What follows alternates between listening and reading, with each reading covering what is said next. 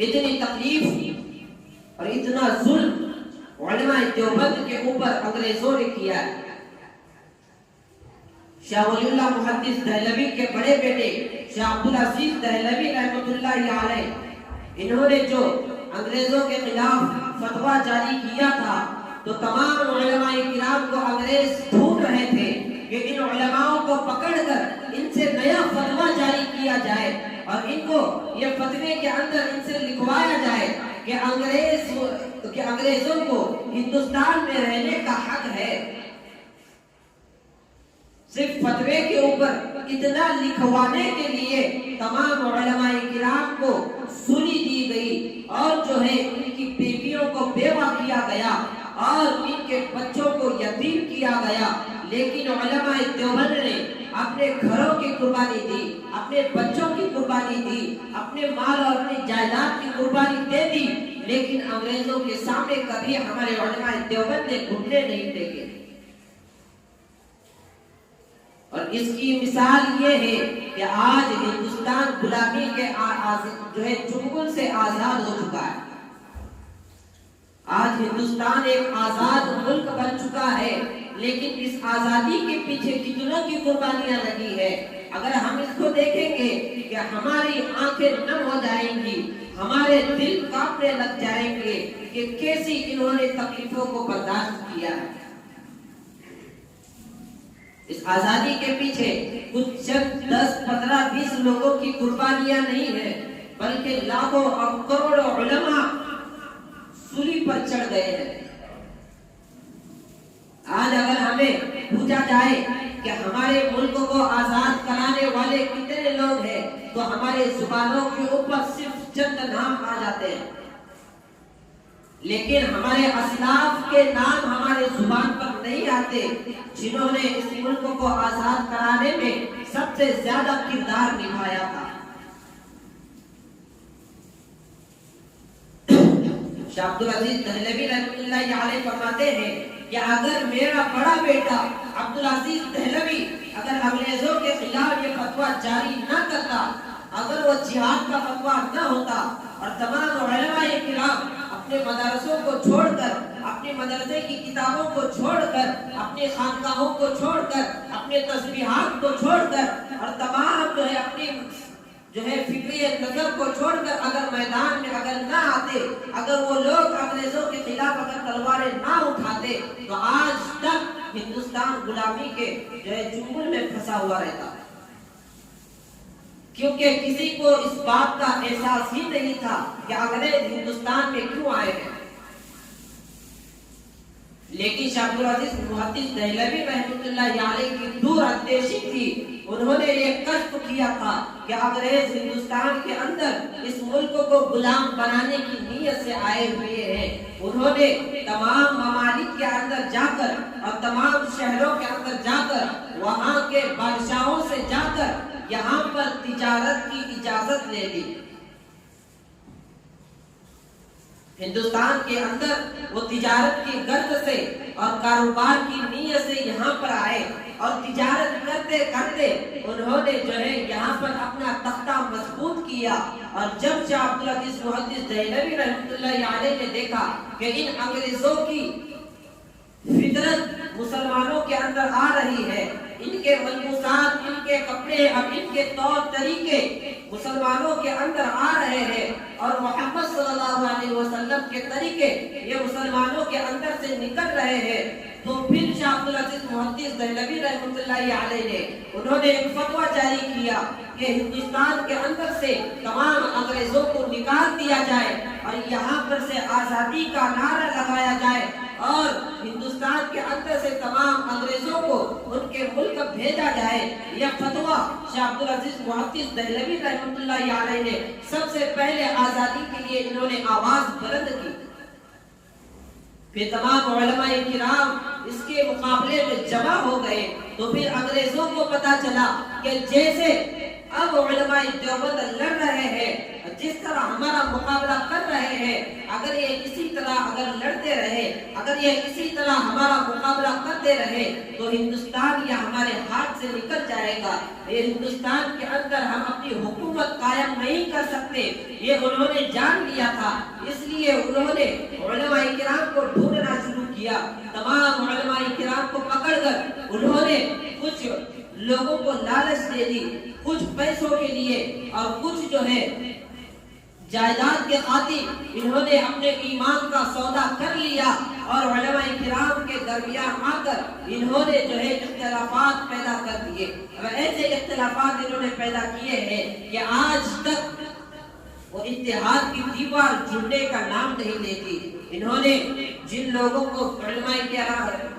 किराम के दरमियान इख्तिलाफ के लिए भेजा था तो कुछ जो है बरेलवी हो गए, कुछ अहले हदीस आ गए, कुछ जो है शिया आ गए और कुछ जो है मौदूदी आ गए। तमाम फिरकाए नजर को इन्होंने इख्तिलाफात का जरिया बनाया। और जब उलमाए किराम ने देखा कि अगर हम अंग्रेज से लड़ते हैं तो मुल्क जाता है, अगर हम यहाँ फिरकाए वारिदियत से अगर लड़ते हैं तो इस्लाम को खतरा है, तो उलमाए किराम के तज़ब्ज़ुब की वजह से उलमाए किराम किसी एक जंग को जो है पा न सके कि हम जो है सबसे पहले कहाँ मुकाबला करें। अगर अंग्रेज से मुकाबला करेंगे तो इस्लाम खतरे में आ जाता है, और अगर यहाँ पर फिरकों से अगर लड़ते हैं, अगर इन फिरकों के अंदर अगर हम अपने दीनी बातें अगर रखने के लिए जाते हैं तो यहाँ पर वतन खतरे में आ जाता है। तो इसी फिक्र की वजह से इन्हीं अपने ईमान का सौदा करने वाले गद्दारों की वजह से अंग्रेज जो है इस मुल्क के अंदर हुकूमत पसीर हो गए और इन्होंने जो है इस मुल्क को अपना गुलाम बना दिया। फिर अब्दुल अजीज मुहद्दिस दहलवी का फतवा जारी होने के बाद हज़रत शेखुल हिंद रहमतुल्लाहि अलैह, जिनका नाम मुफ्ती महमूदुल हसन रहमतुल्लाहि अलैह था, इन्होंने अब इनके अंदर अंग्रेजों की इतनी नफरत थी, ये अंग्रेजों से इतनी नफरत किया करते थे कि ये खुद फरमाते हैं कि जब कोई अंग्रेज इनसे हाथ मिलाता था तो अपने हाथ से किसी चीज को उस वक्त तक नहीं छूते थे जब तक कि वो पानी से अपने हाथ को न धो ले।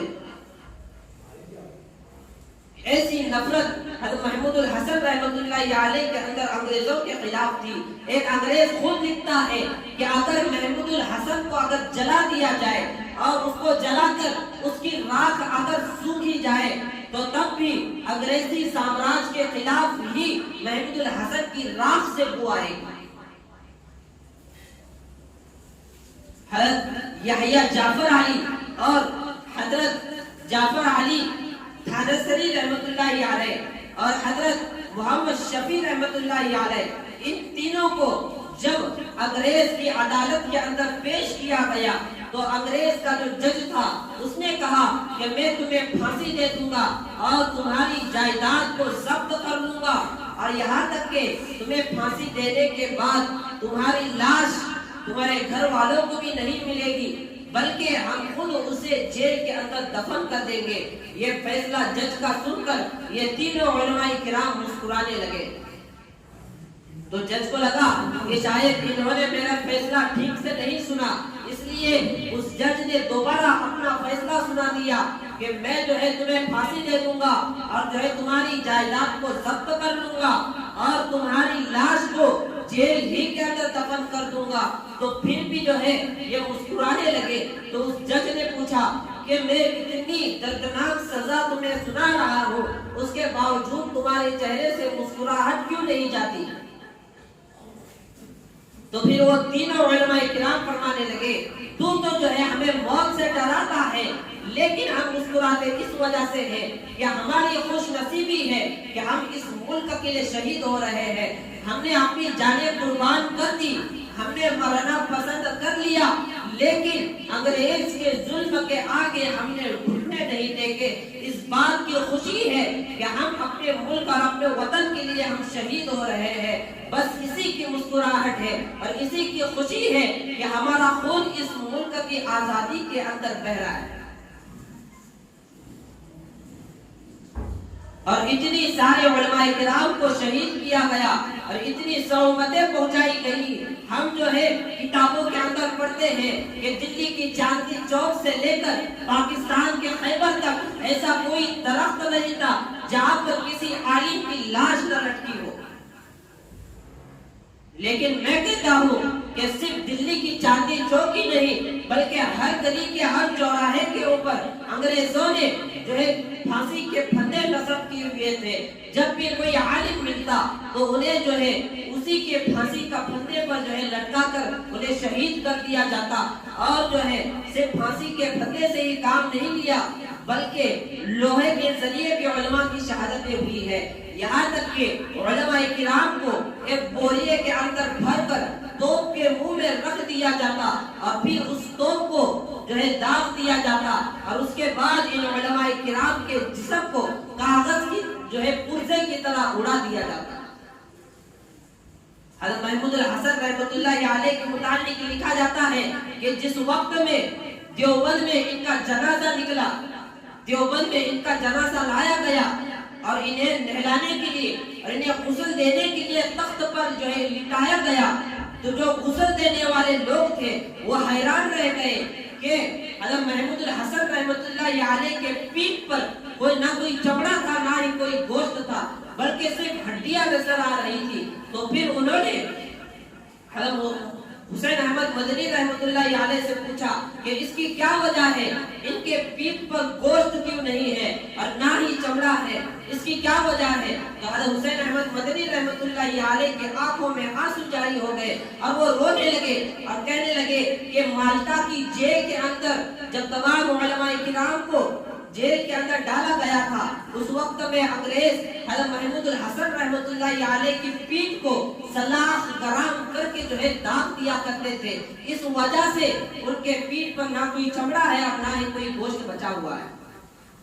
اور اتنی ساری قربانیاں یہ تو اگر میں بتاتا چلوں تو پورا دن جو ہے اس کے لیے ناکافی ہے. اتنی قربانیوں کے بعد ہمارا یہ ملک آزاد ہوا ہے اور اس کے پیچھے بہت سارے علماء کرام نے اپنی جانوں کا نذرانہ پیش کیا، اپنے گھر باروں کو لٹا دیا. سب سے زیادہ ہندوستان کے آزادی میں پیسہ خرچ کرنے والے بھی مسلمان ہیں اور لال قلعے کے اوپر چڑھ کر سب سے پہلے جھنڈا لہرانے والے بھی خود مسلمان ہیں. اور جس ہندوستان میں ہم رہتے ہیں اس ہندوستان کا جو ہے ترنگا جنہوں نے بنایا ہے وہ بھی مسلمان ہیں جن کا نام سریا خاتون ہے. ایک ایسی عورت ہے جنہوں نے ہندوستان کے اس ترنگے کو جو ہے ڈیزائن کیا ہے اور اس کو بنایا ہے. لیکن افسوس کی بات یہ ہے کہ جب بھی وطن کو خون کی ضرورت پڑی تو سب سے پہلے گردن ہماری کٹی. لیکن اب یہ کہتے ہیں اہل وطن کہ وطن ہمارا ہے تمہارا نہیں.